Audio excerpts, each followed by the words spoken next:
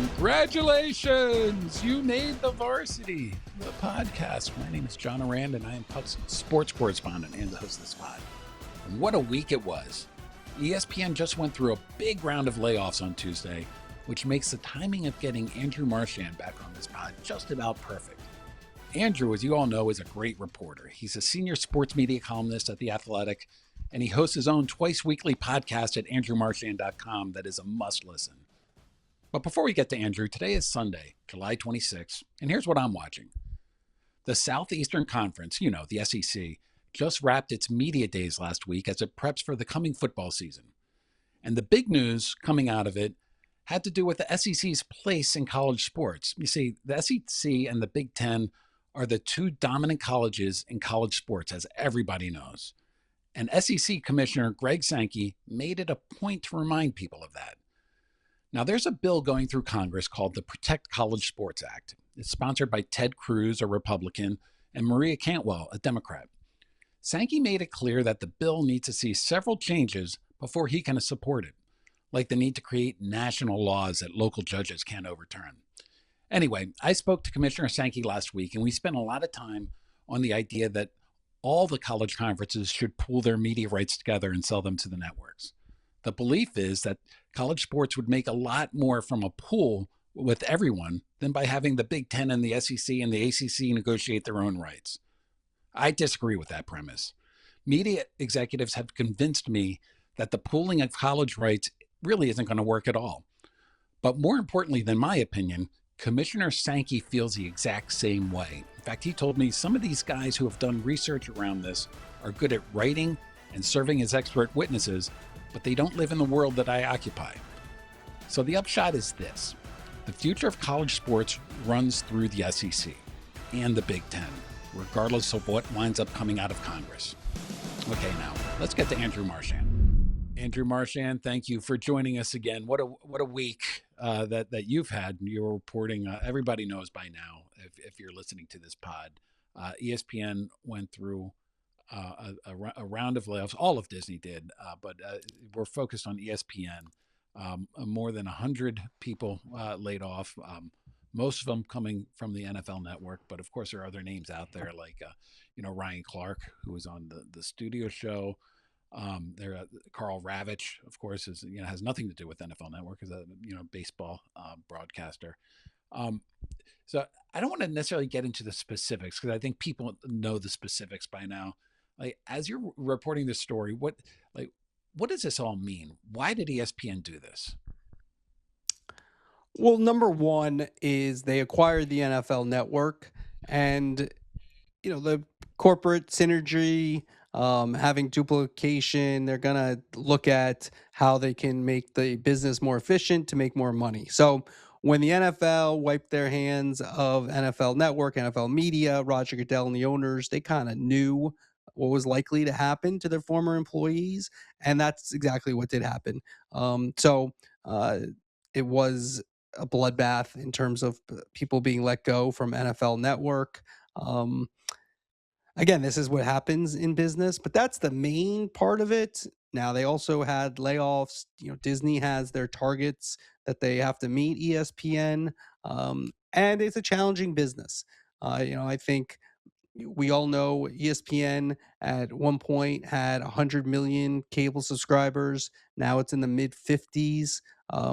It's still a very good business. As I wrote in my column for The Athletic the other day, it's still the top brand in sports media. Its portfolio of rights, including the Super Bowl this year, are maybe the best in history. And it's still a dominant player. It's just not the same as it once was. It used to be Shangri-La before the layoffs began in 2013. And now it's still very important. It's still at the top, but it's kind of just another place as well. So one of the things that people kept asking me when I was reporting some of this out is, look, every place has layoffs, but with ESPN, it's almost like an annual ritual that's happening. Why does it happen so much more frequently at ESPN than at other networks? Yeah, I don't know if it happens more frequently. I think ESPN is covered differently than other networks. Now, the other networks, Fox, NBC, CBS, etc., they're covered. ESPN is and all these places are sort of like this in some regards, but they're kind of like another team that fans root for or have affinity for or like certain people and don't like certain people. So I think when it happens at ESPN, it's there's more focus. They also have many more people working at ESPN as compared to other networks. You look at it, they're really, ESPN, they're not perfect in journalism, perhaps, but they are better than all the others who do what they do in terms of the rights holders. Fox, NBC, CBS, TNT Sports. I mean, they do a little journalism, maybe a little bit, but they're really just providing games for the most part. I mean, they have some shows, but for the most part, ESPN has 20, they have shows all the time. They have a lot of reporters. So there's more people that can potentially be laid off. And because of the what's been going on, you've had this situation. You're probably going to continue to have it to some degree going forward because the business, and they were still the most dominant. They had the most, they were at the highest place on the mountain. And so as the digital world has kind of, come for us all in media in some regards, they've had that impacts them the most. But it's not like, and also the reason, it has been, now they've had some behind the scenes stuff go on and people have been let go, et cetera. But in terms of these mass layoffs, it was 3 years ago that they let go. I think it was 38 on air people. This time it's 10, somewhere from NFL Network. Um, I think that the one day thing, and I think also how it's done, which I think we'll talk about later, but I think that also brings a lot of focus to it.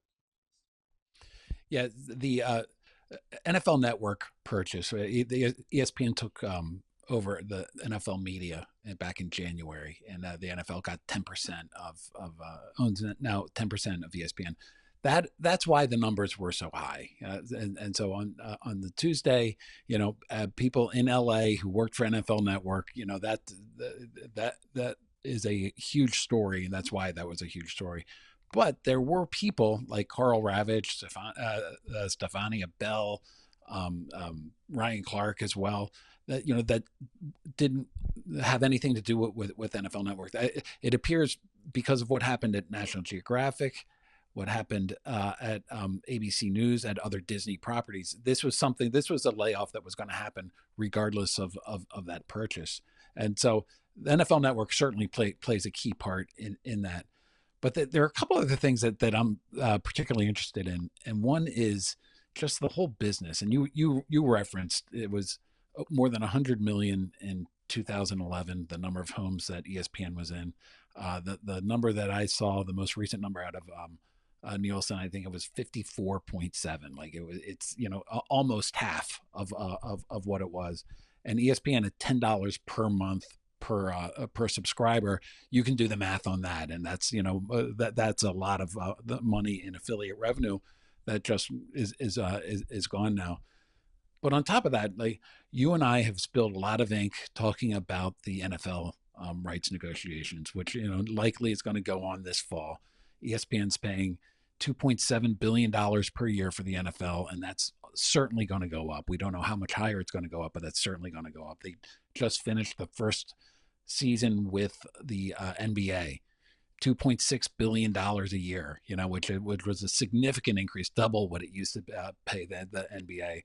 That's now coming off the books, and you've seen it where they've taken a pass on UFC, which was a property they liked. They took a pass on Formula One, which is another property that they liked, because they're having to make a lot of decisions in the rights business that they really can't. I don't want to say they can't afford. I think they probably could afford it and have more layoffs, perhaps. But they just decided it's better for business not to move forward with those. And now we're just kind of seeing the cost cutting implications as well in terms of the layoffs. Yeah, I think one thing that I think is important is that yes, the business isn't the same as 2011, but the idea that it's not a great business still, to me, is a misnomer. I mean, you think about it, 55 million subscribers, paying, I think it's more than $10, but let's just call it $10 a month. That's $550 million per month. That's before you sell one ad. And yes, you did outlay all the money that they have for rights. I know we've done a lot on the NFL, me and you, in terms of when you come on my podcast and when I come on yours, and maybe we'll get into it. I don't know how deep you want to get into this, but I've actually come to the realization for them, I'm not sure if they spend so much more than the 2.7, because they're spending 2.7 billion right now for Monday Night Football. They have a lot of games. What is it? 25, 28 games maybe. They have the Super Bowl this year. The others are paying, NBC, Fox, and CBS are in around, at least right now, in the $2 billion range. So who's threatening them to take away ESPN's package at 2.7? I mean, you have to get the 2.7 to match, and then you're going to have to exceed that by a good amount to take ESPN's package. I don't know who's doing that. Maybe a streamer, you could say, is leverage. The NFL will push, I'm sure, for it. But in terms of increase, if I'm Jimmy Pitaro, I'm ESPN, I feel like, yeah, maybe 100 million you want? Okay, maybe I'll throw you 100 mil, which is, that's a good amount of money, of What's course. 100 mil, Andrew? It was 100 mil, okay, between friends. But are they, but I think the percentages in terms of how much more they'll go up, I don't really see, if I'm ESPN, why I'm doing that. I don't think it's that big a factor, but the NFL does own 10% of ESPN now. Do they want to? I don't know. I just think they're already, Amazon's at about a billion. So are they, I mean, Amazon somehow, like, would they be interested in Monday Night Football to go from a billion to 3 billion? It just doesn't, I don't think they're doing that. I think they're waiting until the end of the decade and say, all right, you want to opt out, we'll deal with it then. We have a deal already. So yes, I mean, I think the NFL rights are going up. It's a matter of probably when. But I don't know if ESPN, if you're ESPN, like, why are you paying so much more than you already are paying? I just don't really see that, like, why you'd give that much more money to them. So this is where I could see a potential hazard. Is I don't know how much of that 2.7 billion isn't just for Monday Night Football rights. It's also for just use of the highlights from whenever they Sure. want, which is important to ESPN because they have 24/7 programming, as does Fox with Yeah, that's a good point. FS1, as does Peacock. So, suppose Jimmy Pitaro says, yeah, we're not paying a lot more. We'll give you another 100 mil or whatever. And Fox says, great. Excuse me, the NFL says, great. We'll take those highlight rights and, maybe not take them away from ESPN, but maybe also sell them elsewhere, so they won't be But I mean, they're not exclusive exclusive. to Those aren't. ESPN. I mean, those aren't really exclusive highlights. But yes, you're right. That is part of it, and that's a good point by you. Um, Oh, well, and so there thanks. We're is going to more. clip that, Andrew. We're going to clip that. That's a good point by you, I believe you said, right? There you go. And so so I do think you do have to factor that in, but I just think that they're just at a higher number. So I don't know. Again, will they probably eventually pay more? Yeah, there's a pretty good chance of that. I just don't know. I think you look at NBC, I think that's the one where they have, I think, the best package and they don't pay the most. I think we talked about the business realities of ESPN. That's why they pay more. The NFL, getting NFL games, it didn't make ESPN, but it made it so powerful and rich. And why they can charge $10 per subscriber is mostly due to the NFL. And so, or 10, probably more than $10 per subscriber. And so the world's changed. And if I'm ESPN, I'm kind of, well, we aren't, even though they love to argue that they are as dominant in that argument, I think they might be like, well, we're not as dominant. Our financials aren't as different as everyone else's that made it so we had to pay more. And there was kind of an upcharge because you had to be on cable as opposed to broadcast, which reaches a broader audience. So I don't know. I think that uh, I don't know. I think they'll pay more, but I just think they have a little bit better hand in terms of saying, well, no, no, we're not going to pay that much more, as opposed to, if CBS at 2.1 with the change of ownership clause that allows the NFL to go right into their clause with, contractually. I think the idea that they're going to pay another half billion or a billion more. If your CBS is at 2.1 for the, basically the AFC packages, they get the AFC championship and they have Super Bowls. Um, it seems to me that they're going to have to pay a lot more as opposed to what ESPN will, in terms of increase.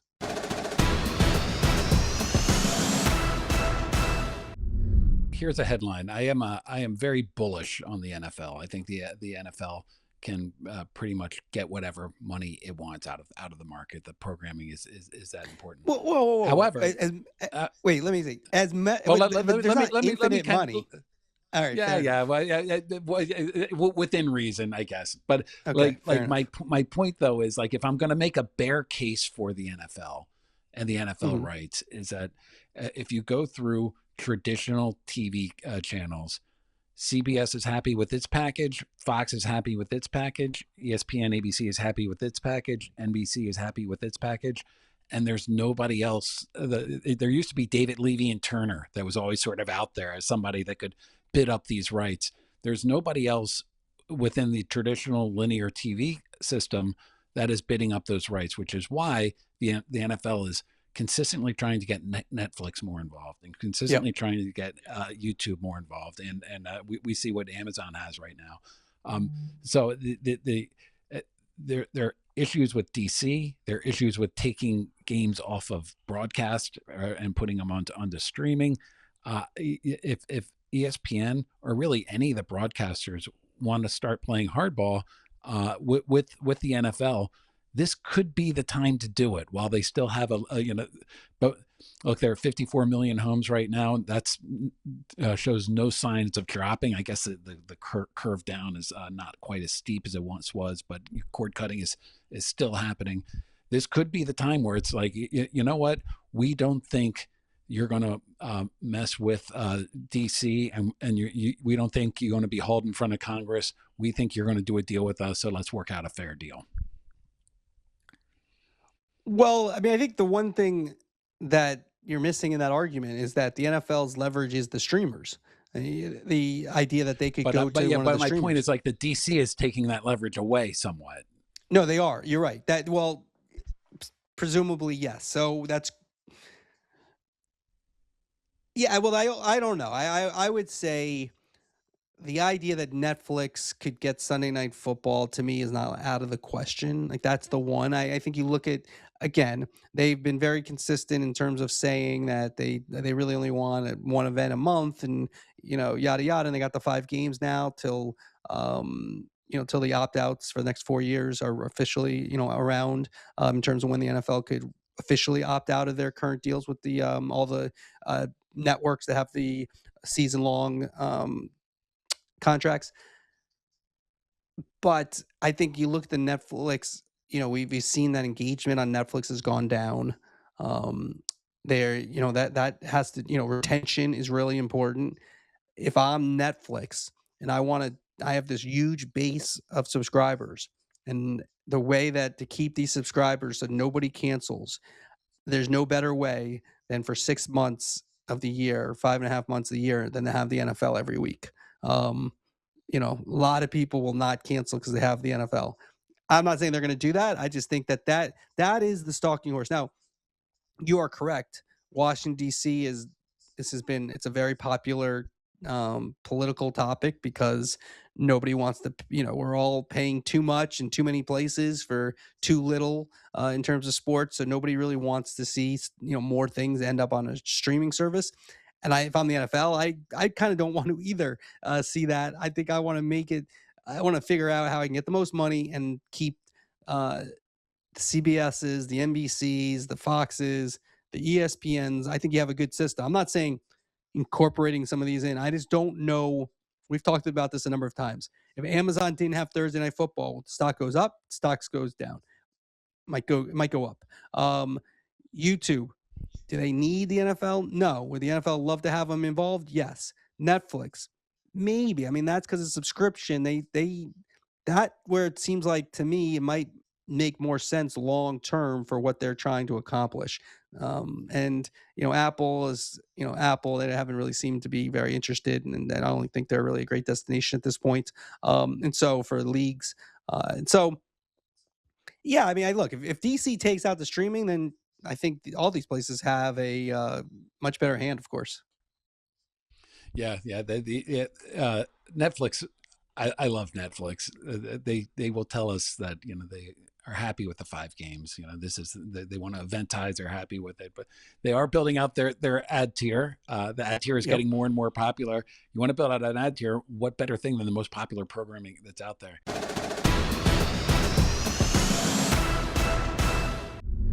I want to go back to the layoffs quickly because you are actually involved with one of the crazier stories that came out of it.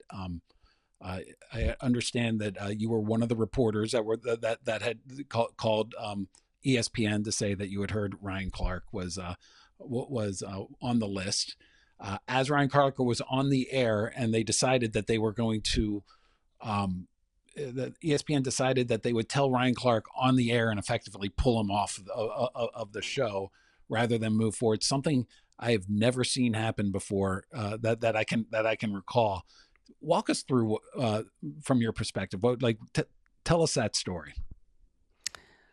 So number one, the idea of Ryan Clark being let go from ESPN is not new. Since the Super Bowl back in February, there was a lot of internal talk and things that I'd heard from sources that Clark, might not be back. He had an opt out in his contract. That I'm unclear how that worked out, but they had an opt out where they could have just not the final year of his contract not be paid out. So it kept going and going. I had this story written back in February, actually, that not that we never published, but that with preparing because we thought that might happen. And then as you got closer, when you do this stuff, you do this, really well. So I'm sure the same thing. A lot of times, things way more, in advance that they're going to happen. So I've known a couple of these names for a while. Ryan was one of them. Um, when you're covering this stuff, there's a couple of things involved. I mean, first, it's better both reporting and also just how it should be done if the entity tells the person before the report. Just because it's official. I mean, if you report somebody's going to be let go, and then sometimes something could change. So you Yeah, got to be a and you little better be right careful with. about that. Yeah. You better be right, exactly. And also, so you're trying to be fair with that. Um, so ESPN knew I knew, and Tuesday, um, that's when things were expected to happen, and ESPN was trying to keep that close to the vest so people, so they could try to do it the proper way. I think one thing that should be pointed out in this whole thing is that it was bad. It was horrendous how it went down. Ryan Clark being taken off the air, kind of cut through from out of our media bubble into the mainstream. Like this guy was taken off the air and let go. But I think one thing that should be understood is like it's ESPN was trying to do the right thing. And I know they didn't, they flubbed it, but they were trying to do the right thing. It wasn't as if they said, "Hey, let's have a big meeting and we're gonna when should we let go Ryan Clark? Well, let's put him on NFL Live, and then 34 minutes into the show, there's a break and we'll tell him." I mean, that wasn't the plan. They were another entity called up and had heard, after I had that Clark was being let go, and they were going to report it. Now, um, which is fair game. I mean, when you wait on something like this, it's fair game. And so then, they were concerned about that, so they decided to tell him. They thought it was better to tell him personally than have it be online, and then have him find out that way, and then they're telling him. Um, in hindsight, I don't know. You're probably better off letting it go online and then telling them, as it turned out. But that would have been they would have gotten killed for that. How can they let it leak out that a guy's getting laid off and not tell him? So it didn't work out. But I guess my point is that again, terrible job by ESPN. But I think their hearts were in the right place. Like I don't like that's I think kind of gets lost a little bit. And I'm a big intention guy. What's your intention? Not sometimes we all make mistakes. But yeah, that was the background. Then I reported it first. Another entity also reported it, and a little bit after. And so, that's how. And then I reported that he was told on the air, because I wasn't watching NFL Live when I reported it. I didn't realize he was on the air, but I got a couple texts immediately, like he was just on the air. So then you try to find, all right, what just happened? And I found out, okay, they told him on the air. And then you want to tell, why did they tell him on the air? Because that was important, because first, and this probably, the things go fast, and this is how it works in the news business in this day and age. But the first report was he was told on the air, so that's out there. That's circulated. So then you need to tell why as quick as possible, and you need to find out why, and make sure you know why. And so then I found out why it happened that way, and tried to get that out as quick as possible as well to explain it. Things move fast on all ends, so that was the background. And and Ryan Clark also has become kind of a polarizing figure, just because he's been involved in a lot of controversies. Um, and so a lot of people had a lot of opinions on Ryan Clark. And, so I think you mix all that in, that's why that became even bigger story. He is a former, I don't think he made Pro Bowls, but he played for the Steelers. He had a very good NFL career. So there's a lot to it.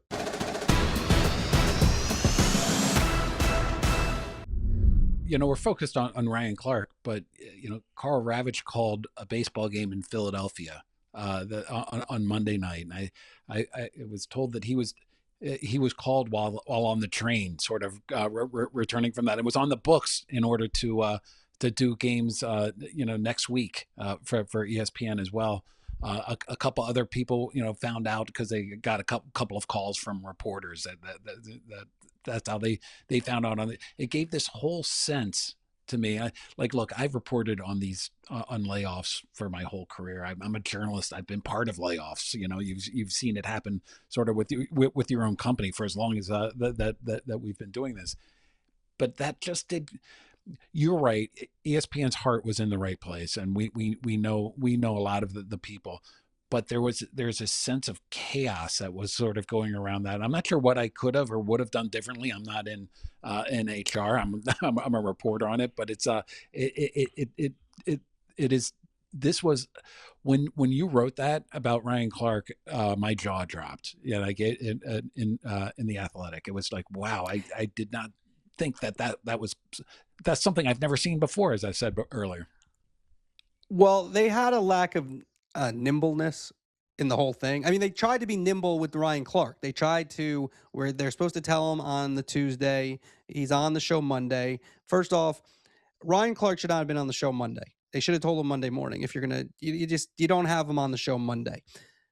Carl Ravitch's situation, if you're having him do a game in Philadelphia, it's a little bit difficult, more difficult to me to take him off a game, because you have to tell him then that he's not going to do it, and that you're changing your plan is to tell people Tuesday. I think, and this kind of gets into kind of the overall thing. I think ESPN is part of Disney. It's a big corporation. There's a lot of HR and this and that, and they want to do it all together for whatever reason. I don't know that part of it. But so you're trying to do it all together.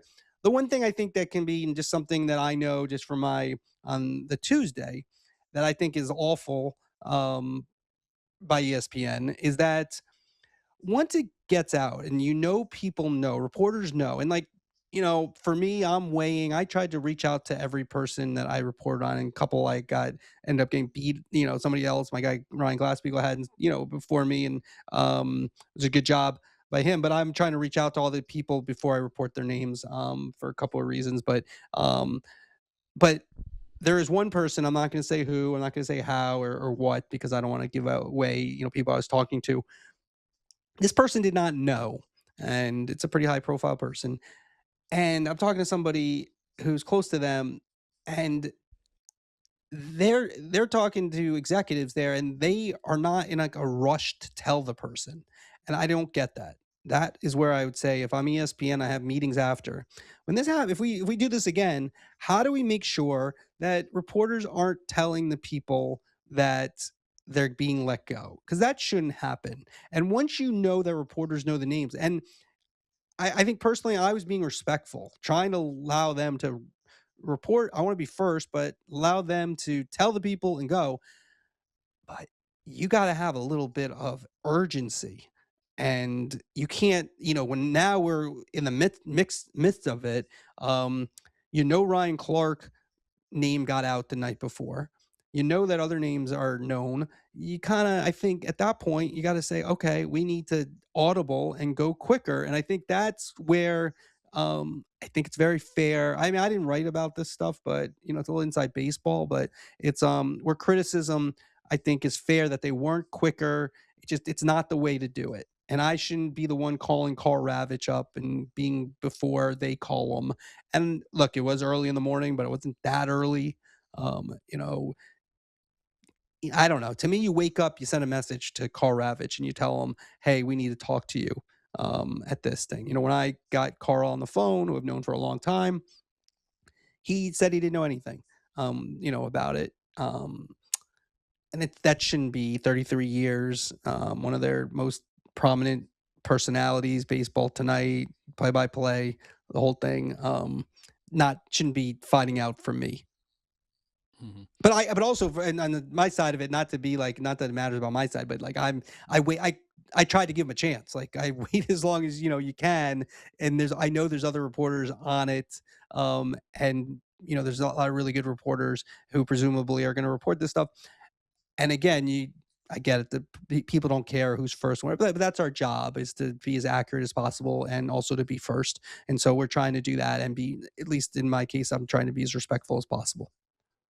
Yeah, and that's the key there is like, when you report these, and I was not part of this one. I've been part of these before, but when you report these, you get competitive. You do want you have competitors, and you want to beat them, but at the same time, I don't know anybody that's won a Pulitzer off of like breaking layoff news. It's No, so you do try to keep some sort of a semblance of like just being a good person on top of that, but still reporting it, so getting out no, there. 100%. Well, I think they I, go hand in hand personally. I mean, I think being trying to be a good reporter and a good person go hand in hand. And I think this is a case where you're trying to be fair. I mean, Carl Ravitch spent more than 3 decades at ESPN. I mean, this is, that's a blow that's a, knockout punch when you get that call. Even if layoffs are coming and maybe he should have been like, maybe it could hit me this time, if it's going on for 13 years, maybe it's my number. I make a lot of money and yada yada. We don't have Sunday Night Baseball, etc. But still, that's very devastating, very difficult for anybody.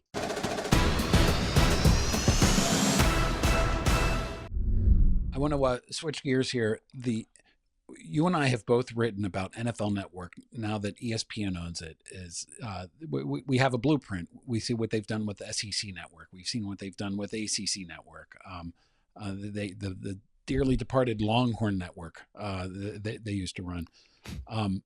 Given all of the layoffs that came at NFL Network, how do you see this moving forward as a part of the ESPN family of networks? What's NFL Network going to look like to you? I mean, I think it's important to them. I don't think they just bought it Oh, they didn't buy it to to have. shut it Yeah, down. Certainly, yeah. exactly. So it's important to them. It has games. NFL Network had been kind of stripped already. Good Morning Football was its signature show. It started the Insiders, which they let go of one of them, one of the insiders, Tom Pelissaro. But that's a very cheap show to do. You just have Judy Batista and Ian Rappaport and company, and Mike Garofalo talking, basically about what's going on and, with their information. But you can bring over Schefters, Grazianos, and all other people who work at ESPN, and they can you can cross pollinate.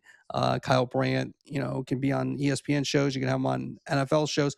So yeah, I think you're going to see that. I mean, I just ESPN's pretty 24/7 NFL, not totally. You'll do some NBA, LeBron, etc. Every 3 weeks you'll get a baseball story in there.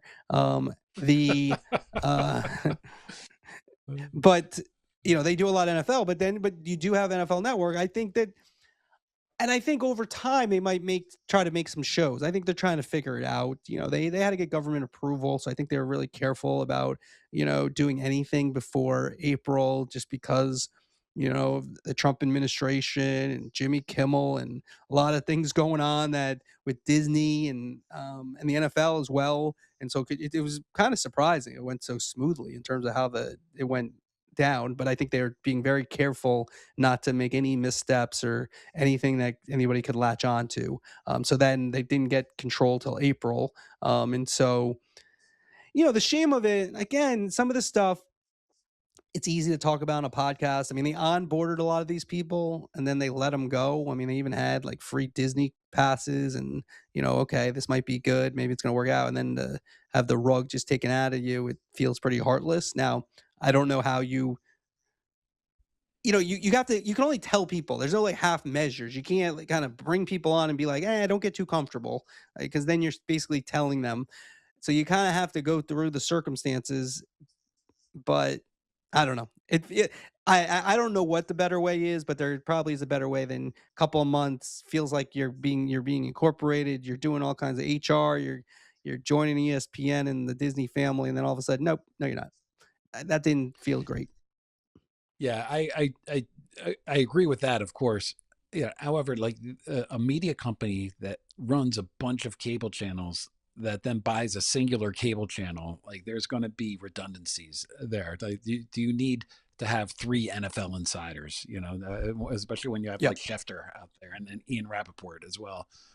You probably don't. You probably don't even need two, for goodness sakes. But yeah, but they do have sort of two moving forward. So they're the second that ESPN took control of NFL Network, that die was cast in my mind. Like if you're working there, you have to think like even with all the onboarding, like okay, you can just look around and see, ESPN has its own HR department. ESPN has its own sort of production department with people like looking for projects to work on as well.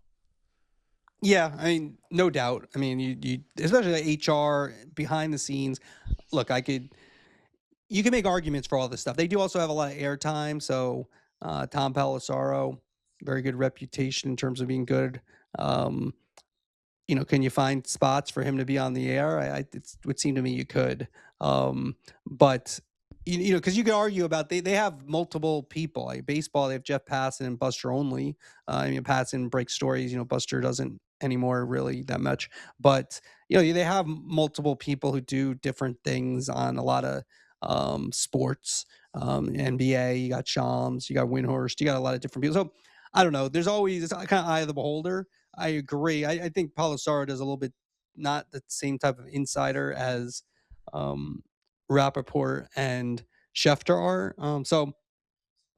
But at the end of the day, look, they didn't have room for everybody. That's, you can understand that.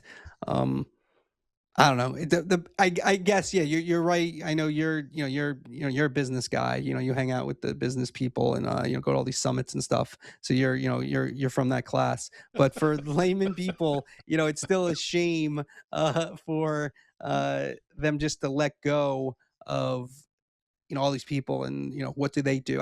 That's what I wrote a column for the Athletic, and I used David Lloyd, who was let go from ESPN, one of the Bristol based layoffs, and he'd been there for nearly 3 decades, and he's done Sports Center. You probably know him but don't know him. If you're watching, you probably have seen him. Does a great job. Doesn't say any, never causes a problem, doesn't make it about himself. Basically everything that ESPN says they want generally. And I think the behind the scenes people, to me, he kind of represents them because you don't see those people. They don't make as much and you don't see them, but they're the ones who care about sports as much as you and I do and the fans listening do and watching, and who keep everything going. And those people are really the shame of it. They don't make the headlines, but I just think, and you're right. Like that's what happens with NFL Network. NFL Network this was always going to be its destiny. If it got bought or if, NFL was also paring it down forever as well. Andrew Marchand, a man of the people. I love it. You had in your column your analysis, which is really good. I encourage people to go to the Athletic and read it. You referenced Pat McAfee, who is what he hasn't signed it yet. What 68 million or 70 million It's dollars 60. a They were year. discussing 60 to 65 million per year. Stephen A. 25 million a year. A lot of people took a look at those two salaries and were like, well, of course they're laying off, Carl Ravitch, and of course they're laying off Ryan Clark. You were unequivocal in your piece, saying like one has nothing to do with the other. Walk me through that. I wouldn't say nothing, but I think it's too simplistic just to say that McAfee might get a licensing deal for his show and also, for his personal services for doing College Game Day, between 60 and 65 million a year. And then Stephen A is making $21 million a year. That's a lot of money. But they have a lot of people making a lot of money. And if you look at the rights fees that they pay, those are billions of dollars. So you could just say, well, they don't have to spend on this or that. It's not that's cut and dry that way. I will say though, when you have layoffs, who you keep and who you let go says a lot about who you are. And they've decided that Stephen A and Pat McAfee should be the faces of their network. I personally, if I were them, I'd want the face of ESPN to be the greatest sports portfolio maybe in history. So to me, Joe Buck, Troy Aikman, the Mannings, like that type of thing. The NFL, that's the most important thing. That's what people should first think of ESPN. Now they'll argue the daily shows bring in money. Maybe. I don't know. I think the app is their most important thing, direct to consumer. I think that success is going to be based on the games they have that are exclusive to that app going forward. I don't see how you could disagree with that. I'm not saying that the other people aren't important, but I have a feeling they don't bring in nearly as much money or, as the games do. But so that's a choice you're making. And Stephen A and Pat McAfee, they're a little bit different, but they are both very much into self-promotion, very much into talking about themselves, very divisive, depending on, some people love them, some people hate them. That's who they're saying that they're going with. That's who they're saying, this is our team. These are our two people. These are the leaders on air. And you know what I found to be really fascinating about that is Stephen A came out with an 18-minute YouTube video where he's bemoaning Ryan Clark getting fired.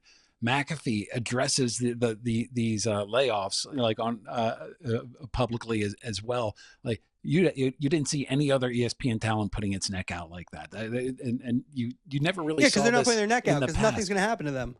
Nothing's going to happen to them. Exactly. I mean, Stephen A, he did it. He didn't do it on ESPN. Stephen A didn't do it on ESPN's air, but he did. He had a graphic on his own show showing all the layoffs that have been at ESPN forever, which is unbelievable to me. A graphic just saying like, this is the company I work for. We pulled that and put that in our newsletter, in fact. Hey, exactly. Andrew, we're running out of time. Before we go, I have World Cup rights on there. So in 10 seconds, who's going to get the World Cup in 2030, 2034? Your best guess. Fox. I really think Netflix, but I'll go Fox. There you go. You know what? I see peace. I see Fox and Netflix getting together on a bid and grabbing the rights.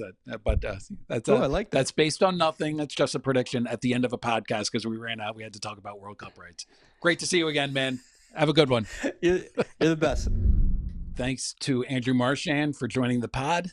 More importantly, thank you for listening to The Varsity, an Odyssey podcast in partnership with Puck. Thanks to the executive editors from Puck, that's Gabi Grossman, Ben Landy, John Kelly, the great Bob Tabador from Odyssey, and of course our partners at Nesson, Mark Merlaka and Greg Pove. If you like this podcast, sign up for my newsletter. It's also called The Varsity. Go to puck.news, use the code word The Varsity, all one word, and you'll get a 20% discount. And I'll see you on Wednesday.